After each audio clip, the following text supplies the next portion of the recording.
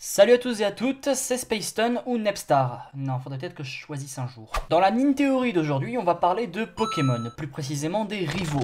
Alors je ne me suis pas foulé pour le titre de cette vidéo, mais je tiens quand même à donner des détails sur les critères. Par meilleur rival, j'entends un rival qui participe beaucoup à l'aventure de leurs jeux respectifs, de l'utilité qu'ils ont, ainsi que leur fidélité par rapport aux héros. Parce que je vous vois venir direct dans les commentaires à dire « C'est Gladio le meilleur, il est trop beau et trop tard !» Alors je vous dis direct, je ne vais parler ni de Gladio, ni de N. Ce sont des personnages clés de leur histoire respective, mais ce ne sont pas des rivaux. Je développerai bien plus là-dessus pour vous expliquer, mais ce n'est pas le sujet. Nous allons déterminer ensemble quel rival dans la série Pokémon est le plus utile, et afin de ne pas faire un classement à part entière, je vais me contenter de noter les rivaux dont je vais parler au fur et à mesure. Je vous rappelle que cette vidéo a été réalisée via mon avis personnel, vous avez donc le droit de ne pas être d'accord avec moi, et dans le respect s'il vous plaît, et je vous invite même à me donner votre propre classement dans les commentaires après la vidéo. Sur ce, c'est parti. On commence fort avec les rivaux ayant reçu un D ou la catégorie inutile. Et les plus inutiles à mon avis sont les rivaux d'XY, Sana, Tierno et Trovato. Et si je peux me permettre, au lieu d'un D, je leur attribuerai un Z. Comme XY. Z. Je ne sais pas si mon avis s'est construit à partir du fait que je n'aime pas XY, mais ces trois gamins ne sont pas du tout utiles à l'histoire. Ils sont juste des accompagnateurs. Ils sont certes très fidèles aux joueurs, nous invitant même à nous donner un petit surnom, mais il ne faut rien pour faire progresser l'histoire. Ils sont là juste pour des combats et basta, c'est tout. C'est juste de l'XP gratuite. Surtout que... ils sont trois quoi. Déjà qu'un rival dans un Pokémon c'était la misère, alors... 3. Encore s'ils nous aidaient à démanteler la Team Flare, d'accord, mais là ils ne servent à rien. Encore Serena se montre un peu plus utile d'un côté, mais pas plus que ça. Si vous leur trouvez une utilité plus concrète, dites-le moi, car moi j'ai eu beau chercher, je n'ai rien trouvé. Mais bon, ils peuvent se sentir moins seuls à côté de Timmy dans la génération 3. Ce jeune gamin asthmatique, fragile et timide, c'est marrant ça, est le rival secondaire de la 3ème génération. Et il a tendance à prendre le joueur comme modèle pour se motiver à devenir plus fort. Son utilité dans l'histoire, eh bah... que dalle aussi. Vous le rencontrez 3 fois en tout. Une première fois pour capturer son premier Pokémon, une deuxième fois pour lui faire comprendre qu'affronter un champion d'arène avec un Tarsal niveau 17, c'est pas une bonne idée. Sure, yeah. Et une dernière fois à la route victoire pour le combat final. Alors les fans lui accorderaient plus d'importance par rapport aux versions GBA car le combat final dans Omega Ruby et Saphir Alpha apporterait plus d'émotion. Mais ça, c'est le boulot de la musique les gars. Oui, le thème de Timmy est vraiment épique. Oui, il est cool et il me fait frissonner à chaque fois que je l'écoute.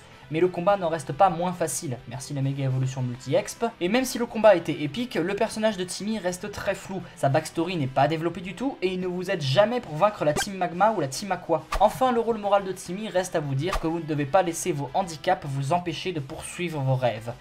Que c'est beau. Maintenant, nous allons passer aux rivaux qui ont reçu la note de C. C comme quasiment pas utile. Alors c'est bientôt Halloween, donc on va dire que c'est une faute d'orthographe démoniaque. Le premier de la liste est Matisse, à qui j'attribue la note inédite de C-. Pour lui, je n'ai pas tant de choses à dire. C'est l'ami d'enfance du héros, Melisuiko, c'est un garçon très sympathique mais facilement irritable. Il vous accompagne pour aller chercher votre starter, il participe avec vous à la recherche de la Team Plasma responsable du vol du chakripan de sa sœur, et il apparaît très régulièrement, certes, mais pour faire des combats. Matisse n'est pas un rival si utile que ça, à part pour de l'XP gratuite. Et quasiment dans le même cas que lui, nous avons Brice et Flora dans la génération 3. Mais dans mon cas, je vais dire Flora parce que sinon ça va être trop relou. J'aurais pas grand chose à dire sur elle non plus, étant donné que dans l'histoire, c'est votre amie. Elle a pour but d'aider son père, le professeur Seko, à remplir le Pokédex d'Owen. Elle est plutôt fidèle à vous, on la voit très régulièrement, elle vous aide de temps en temps pour battre la Team Magma ou Aqua, il arrive qu'elle vous heal vos Pokémon, elle vous donne des conseils pour battre le maître de la ligue après que vous l'ayez battu. Bon, grosso merdo, c'est une bonne rivale, mais sans plus. Et ses actions et les petites micro-émotions qu'elle apporte me suffisent à lui donner un C. Les suivants sont Cheren et Bianca dans les versions noires et blanches. Et on va commencer avec le moins utile, Bianca.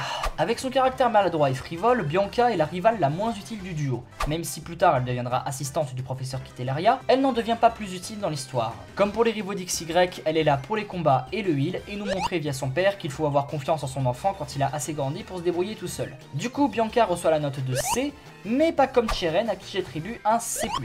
Il a quasiment le même rôle que Bianca, sauf qu'il est plus sérieux et mature, et il obtient plus d'importance dans Noir et Blanche 2. Alors je vous vois déjà venir à me dire « Eh mais Cheren c'est plus un rival dans Noir et Blanche 2, alors dislike !» oui, il n'est plus le rival, mais sauf que le personnage reste le même. Et il devient plus utile à l'histoire dans la suite de la Gen 5. Il devient champion d'arène, une étape quand même importante dans l'histoire, et en plus il coopère avec vous pour vaincre la Neo Team Plasma. Il a son utilité. Minime, mais il en a une. Et le dernier ayant reçu la note de C est Silver d'or et argent. Silver est un garçon violent, hautain et plutôt mystérieux. C'est un personnage pas si utile que ça dans l'histoire principale, mais c'est surtout sa backstory qui est plus intéressante car elle montre qu'il est un personnage utile au scénario de manière indirecte, ce qui le rend plutôt spécial. Son but est de démanteler la Team Rocket suite au mépris qu'il a éprouvé envers son père, Giovanni, après sa défaite contre Red dans la première génération. Pour ce faire, il va voler un starter dans le labo du professeur Orm et va parcourir la région de Johto pour devenir plus fort. Il vous affrontera à plusieurs reprises et de manière plutôt régulière. Il va également apprendre plusieurs leçons de son côté, comme le moment où il s'est fait battre par Peter, qui lui a demandé d'être plus tendre avec ses Pokémon. C'est pourquoi Silver va évoluer et devenir un dresseur digne de ce nom. J'ai beaucoup hésité à lui donner un D, mais comme il se montre très souvent, qu'il a le même objectif que vous, qu'il est un personnage plutôt important dans le lore de Or et Argent et qu'il a une bonne évolution, j'ai décidé de lui attribuer un C+.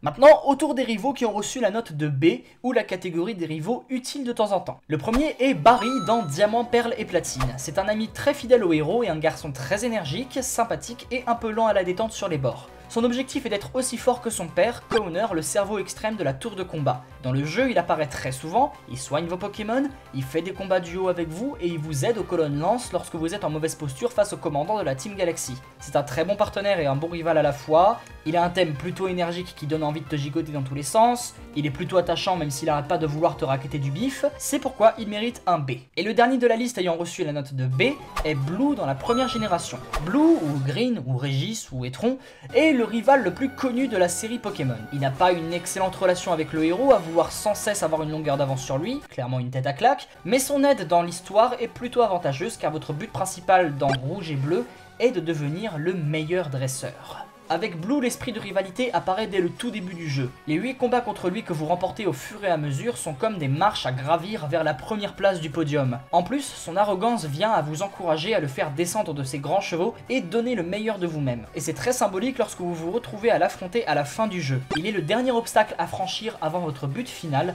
votre objectif premier qui est de devenir maître Pokémon. Et en plus du fait qu'il revient très souvent dans les jeux, notamment en tant que champion d'arène dans la deuxième génération, et en tant que boss final de l'arbre de combat dans Soleil et Lune, il mérite un B+. Maintenant vous allez me dire, mais c'est bien joli tout ça, mais qui a reçu la note A alors? Un seul rival. Et je sens que je vais pas me faire que des copains, mais à mon avis, le rival le plus fidèle au héros et le plus utile à son histoire est Tilly dans la 7ème génération. Tilly est un jeune garçon joyeux qui prend tout à la rigolade. Il prend pour modèle son grand-père, Pectorius, le doyen de Mêlée Mêlée, son objectif étant de devenir doyen tout comme lui.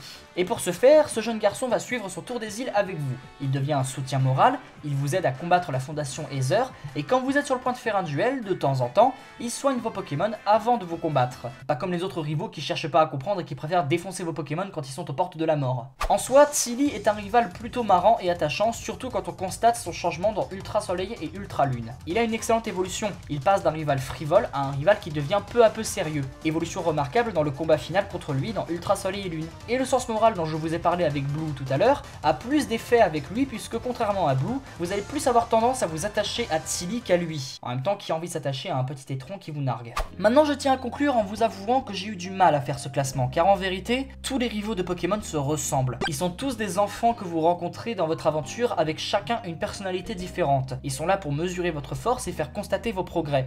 Mais si j'ai choisi Tilly comme étant le meilleur rival, c'est parce qu'il est le plus complet. Il est un condensé de tous les autres rivaux des précédents jeux. Il est un soutien moral comme la plupart des rivaux, mais il a aussi le fait qu'il ait un modèle comme Barry pour son père ou Timmy pour le joueur, la joie de vivre et sa fougue comme les rivaux d'XY et un peu Barry, le fait qu'il se bat régulièrement avec vous comme quasiment tous les rivaux, le fait qu'il se bat contre la team adverse avec vous comme Flora, Silver, Matisse ou Barry, le désir de devenir plus fort comme Blue et Silver, et le fait qu'il soigne vos Pokémon de temps en temps comme la plupart des rivaux dont Barry. Punaise, mais décidément t'es partout Barry, t'inquiète pas, je vais te le donner ce million de Poké-dollars. Tout ce beau mélange nous a donc donné Tilly qui est le premier de ce classement, et à mon avis le rival le plus fidèle au héros et le plus utile à son histoire. Et je ne sais pas ce que va valoir le rival de Pokémon Let's Go, mais je suis plutôt curieux, même si son chara-design est honnêtement vraiment pourri. Merci d'avoir regardé la vidéo, j'espère qu'elle vous aura plu. Si ça vous intéresse, j'ai un serveur Discord que vous pouvez rejoindre en cliquant sur le lien dans la description, et je vous invite aussi à me follow sur Twitter. Sur ce, je vous laisse, on se retrouve bientôt pour une nouvelle vidéo.